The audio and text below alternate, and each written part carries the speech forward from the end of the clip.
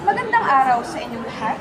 Ako po si Sanchay Medjona at ang video na ito ay hindi lang isang simpleng mensahe, kundi tinig ng isang mamayang Pilipino. Dahil sa likod ng mga magandang pangako at matatamis na salita, mayroong isang katotohanang madalas binabaliwala.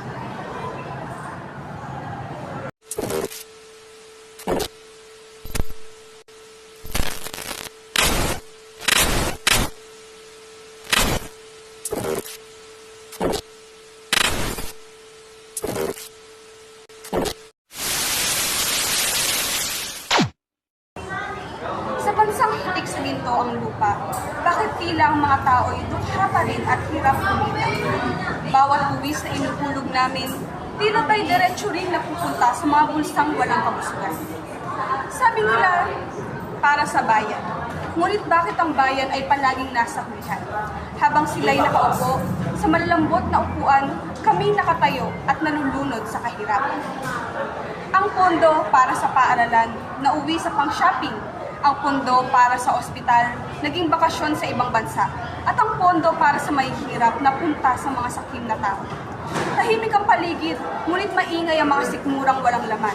Nakabibinging katahimikan tuwing oras ng pangangailangan. Mga boses na pinapatahimik, mapagtakpan lang ang kasamaan. Korupsyon. Hindi lang ito pagnanakaw ng pera, ito'y pagnanakaw ng pag-asa, ng pangarap, ng pagkakataong umangat ang bawat mamayang Pilipino. Ngunit sa kabila ng kawalan ng pag-asa, naniniwala ako na ito ay may hanggan.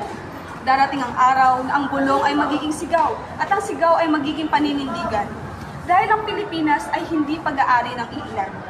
Bawat isa ay may karapatan.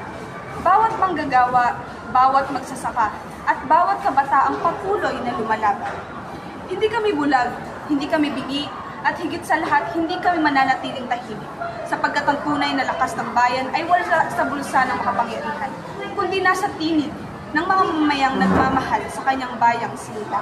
Akala nyo ba ang kapangyarihan